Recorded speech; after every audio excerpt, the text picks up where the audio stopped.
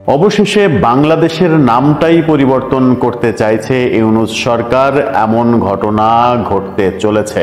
বাংলাদেশের নাম পরিবর্তন হয়ে যাচ্ছে, বাংলাদেশের নাম সাংবিধানিক নাম আর থাকছে না, সেরকম ব্যাপারটাই এবার দেখা গেল। সংবিধান সংস্কার কমিটির পক্ষ থেকে সুপারিশ করা হয়েছে বাংলাদেশের নাম পরিবর্তন এবং বাংলাদেশের যে মূলনীতি সেই মূলনীতি পরিবর্তনের সুপারিশ করা হয়েছে। অবশেষে ইউনূস সরকার কি এর ধরনের একটা ভয়ানক রিস্কি পথেই অগ্রসর হচ্ছে? এই রিস্ক কি তারা নিতে চলেছে সজ্ঞানেই?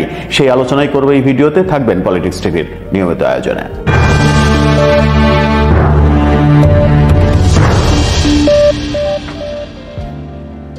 বলছিলাম বাংলাদেশের নামই পরিবর্তন হতে যাচ্ছে, ইউনূস সরকার সেই ঘটনাটাই ঘটাতে চলেছেন। এই যে ভয়ঙ্কর একটা খেলা, এই খেলায় মত্ত হলে সরকারের যে নিরাপদ গদিটা, সেই গদিটা যে একেবারে ভূমিকম্পের মতো নড়ে উঠবে, সেই ব্যাপারটা তাদের মাথায় আছে কিনা সেটা একটা বড় প্রসঙ্গ। সংবিধান সংস্কার কমিটি যে সুপারিশ করেছে তার মধ্যে সব থেকে ভয়ানক সুপারিশ হচ্ছে বাংলাদেশের সাংবিধানিক নাম পরিবর্তন এবং বাংলাদেশের চারটা যে মূলনীতি, সংবিধানের যে চারটা মূলনীতি, সেই চারটা মূলনীতি পরিবর্তন। চারটা মূলনীতি পরিবর্তন করে পাঁচটা নীতিতে যাচ্ছে ইউনূস সরকার, যেতে চাইছে তারা, এবং বাংলাদেশের সাংবিধানিক নাম পরিবর্তন করতে চাইছে। এই ভয়ঙ্কর খেলায় ইউনূস সরকার কেন মারতে চাচ্ছে সেটা একটা বড় প্রশ্ন।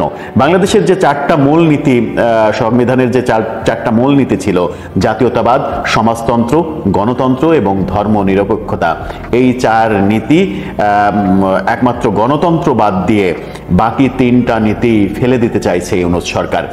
তার বদলে আরো চারটা নীতি তারা সংযোজন করতে চাইছে। সেগুলো হচ্ছে সাম্য, মানবিক মর্যাদা, সামাজিক সুবিচার, বহুত্ববাদ এবং গণতন্ত্র। বাংলাদেশের মূলনীতি পাল্টে দিতে চাচ্ছে, অর্থাৎ ধর্মনিরপেক্ষ বাংলাদেশ আর থাকবে না। বাংলাদেশ মৌলবাদী দেশে পরিণত হবে।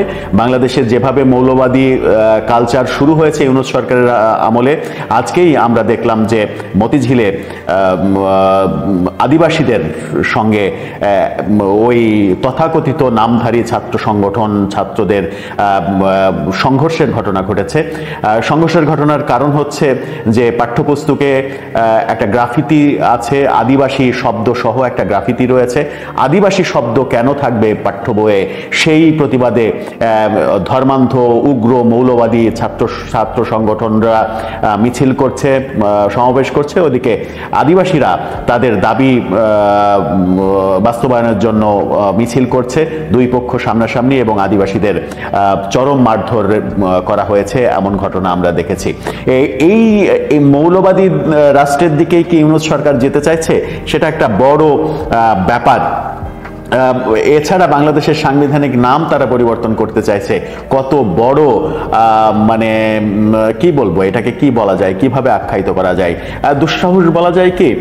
দুঃসাহস বললে কি কম বলা হয়, নাকি অধ্যত্ব বললে কম বলা হয়, নাকি পাগলামি বলা যায়, নাকি মূর্খতা বলা যায়? কোন শব্দে এটাকে আখ্যায়িত করা যাবে, সেই শব্দ আদৌ আমার কিংবা বাংলাদেশের মানুষের শব্দ ভাণ্ডারে আছে কিনা, সেটা একটা বড় প্রশ্ন। এর আগে আমরা দেখেছিলাম দুটো রাজনৈতিক দল, একটা ইসলামিক রাজনৈতিক দল আর একটা হচ্ছে নুরুল হক নূরের গণ অধিকার পরিষদ। এই দুটো রাজনৈতিক দল এই সংবিধান সংস্কার কমিটির কাছে প্রস্তাব করেছে বাংলাদেশের সাংবিধানিক নাম পরিবর্তন করার জন্য। এছাড়া কোনো দল বাংলাদেশের সাংবিধানিক নাম পরিবর্তন করার কথা বলেছে কিনা এর আগে পর্যন্ত কোনো আলোচনা হয়নি। তাহলে ইউনূস সরকারেরই কি একটা এজেন্ডা বাংলাদেশের নাম পরিবর্তন করা? সেই কারণে ওই দুইটা দলকে দিয়ে সুপারিশ করানো হয়েছে। বাংলাদেশের সাংবিধানিক নাম গণপ্রজাতন্ত্রী বাংলাদেশ, আমরা সবাই জানি। সেই নামেই আমরা জানি যে বাংলাদেশের সাংবিধানিক নাম গণপ্রজাতন্ত্রী বাংলাদেশ। সেটাকে পরিবর্তন করে ইউনূস সরকার করতে চাচ্ছে জনগণতন্ত্রী বাংলাদেশ। কি ভয়াবহ ব্যাপার! জনগণতন্ত্রী বাংলাদেশ রাখতে চাইছে তারা। সুপারিশ প্রতিবেদন করার কথা তুলে ধরেছেন কমিশনের প্রধান। তিনি বলেছেন, বাংলাদেশকে যেভাবে গণপ্রজাতন্ত্রী বাংলাদেশ বলা হয়, তার মধ্যে আসলে যে প্রজাতন্ত্রের কথা হয় সেটাই আমরা দ্বিমত পোষণ করছি। আমরা বলছি বাংলাদেশের বাংলাদেশের পরিচিতি হওয়া উচিত জনগণতান্ত্রিক বাংলাদেশ হিসেবে।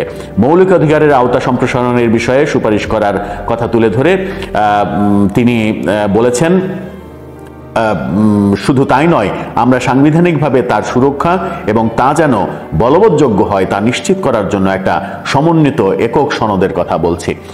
আরো কিছু সংস্কারের কথা তিনি বলেছেন, তার কমিটি বলেছে, সেইগুলো আনলে অনেক বড় দীর্ঘ আলোচনা হয়ে যাবে, সেগুলো আনতে চাই না। কিন্তু সব থেকে বড় যে ব্যাপার দুটো, সেটা হচ্ছে বাংলাদেশের মূলনীতি পরিবর্তন করতে চাই ইউনূস সরকার, এবং বাংলাদেশের সাংবিধানিক নাম পরিবর্তন করতে চায়। গণপ্রজাতন্ত্রী বাংলাদেশ, যেটাতে আমরা অভ্যস্ত, যেটার সঙ্গে একটা ভালোবাসা মিশ্রিত হয়ে গেছে, সেটা পরিবর্তন করে জনগণতন্ত্রী বাংলাদেশ, এই মানে শব্দটা কোথায় থেকে আমদানি করলেন তারা, সেটা একটা বড় বিষয়। আর একটা বিষয় হচ্ছে বাংলাদেশের যে মূল নীতি, জাতীয়তাবাদ, সমাজতন্ত্র, গণতন্ত্র এবং ধর্মনিরপেক্ষতা, সেটি পরিবর্তন করতে চায় তারা। ধর্মনিরপেক্ষতা রাখতে চায় না, জাতীয়তাবাদ রাখতে চায় না, সমাজতন্ত্র রাখতে চায় না, তা সেগুলো বাদ দিয়ে মানে নিজেদের গড়া কিছু শব্দ যোগ করতে চাই। সেই শব্দ হচ্ছে সাম্য, মানবিক মর্যাদা, সামাজিক সুবিচার, বহুত্ববাদ এবং গণতন্ত্র। সাম্য, সামাজিক মর্যাদা, মানবিক সুবিচার, বহুত্ববাদ, এগুলো কি সাংবিধানিক মূলনীতি হতে পারে? এই শব্দগুলো সাংবিধানিক মূলনীতি হতে পারে বা বাংলাদেশের সাংবিধানিক মূলনীতিকে হওয়া উচিত? সেটা একটা বড় প্রসঙ্গ। কিন্তু সংবাদ সম্মেলনে আলী রিয়াজ, যিনি সংবিধান সংস্কার কমিটির প্রধান, তিনি বলেছেন এই তাদের এই ভাবনা চিন্তার কথা, কিন্তু এটাও বলেছেন যে রাজনৈতিক দলগুলোর সঙ্গে ঐক্যমত্যের ভিত্তিতে এটা বাস্তবায়ন করা হবে। এখন প্রশ্ন হচ্ছে, তাদের এই পরিবর্তনে কোন রাজনৈতিক দল সমর্থন দেবে? নুরুল হক নূরের গণ অধিকার পরিষদ, তারা? এই তথাকথিত এক ইসলামিক দল, তারা? জামাত ইসলামের সমর্থন তারা পাবে? এই শক্তির উপরে ভর করেই কি তারা এই রিস্ক নিতে চাইছে? বিএনপি কি আদৌ এটাকে সমর্থন করবে? বিএনপির সমর্থন করার কি কোনো কারণ রয়েছে? জাতীয়তাবাদ, সমাজতন্ত্র, ধর্মনিরপেক্ষতা, এগুলো বিএনপি ফেলে দিতে চাইবে? কোনোভাবেই সম্ভব? বিএনপি কি গণপ্রজাতন্ত্রী বাংলাদেশ এটাকে ফেলে দিতে চাইবে? কোনোভাবেই কি সম্ভব? বাংলাদেশে যতগুলো বাম দল আছে এবং যতগুলো রাজনৈতিক দল, রাজনীতি সচেতন রাজনৈতিক দল রয়েছে, ইসলামিক দল বাদ দিয়ে, তারা কি কেউ রাজি হবে এই কাজ করার জন্য? আমার মনে হয় যে কেউই রাজি হবে না। কেউই রাজি হবে না, অথচ এই কাজ করতে চাইবে সরকার। সেটা যে মরার উপরে খাড়ার ঘা হয়ে তাদের উপরে এমনভাবে বর্ষিত হবে না যে তাদের অস্তিত্ব বিলীন হয়ে যাওয়ার মতো অবস্থা তৈরি হবে এবং তারা সরকার নিয়ে টিকে থাকার অবস্থা হারিয়ে ফেলবে, সেরকম দিকে যদি চলে যায়, অবাক হওয়ার কিছু থাকবে না। দর্শক, আপনার কি মনে হয়? বাংলাদেশের নামই যারা পরিবর্তন করতে চায়, বাংলাদেশের মূল নীতিই যারা পরিবর্তন করতে চায় এবং পরিবর্তন করে আসলে কি কায়েম করতে চায় তারা? কায়েম শব্দটা বললাম এই কারণে, কায়েম শব্দটা খুব আলোচিত একটা শব্দ। তারা কি পাকিস্তানিবাদ কায়েম করতে চায়? পাকিস্তানের দিকে আবার ফিরে যেতে চায়?